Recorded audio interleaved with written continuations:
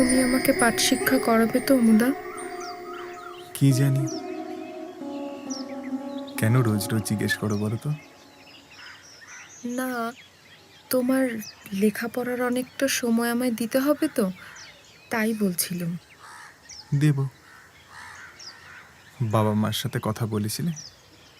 না, এখনো বলা হয়নি, তবে আজকে বলবো। এইটুকু বলতে এত সময় লেগে গেল? তো পড়বে কখন? এসব আমার ভালো লাগে না, আমি চাই। যেও না অমুদা, ঘাট হয়েছে। এই আমি কান ধরলুম, নাক মললুম। অমুদা, যেও না বলছি, আমার দিব্যি। তাও যদি যাও, আমি কিন্তু মরেই যাবো অমুদা।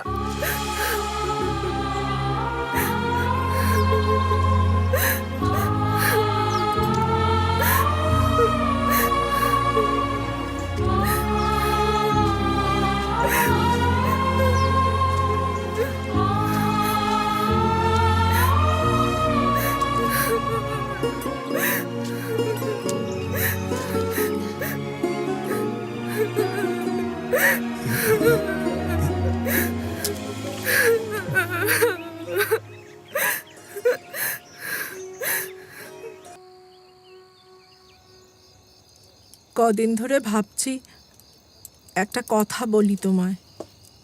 বলো। মেয়ের খুব শখ অমুর কাছে পাঠ শিক্ষা নেওয়ার। ও অমুকে বলেছে। তা সে কি বলেছে?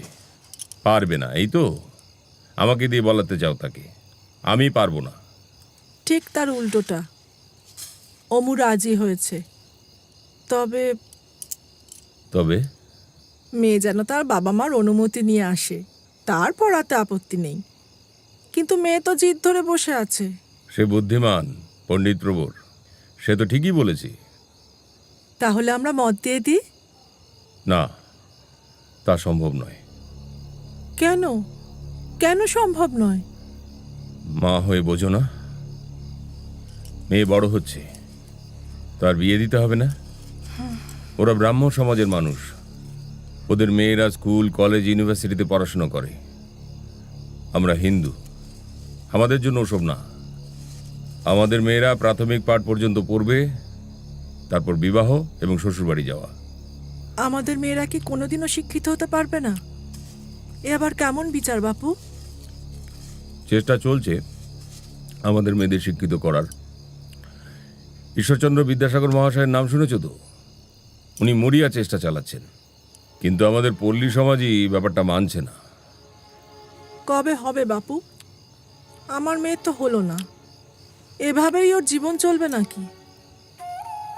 আমরাও প্রাথমিক, ওরাও তাই।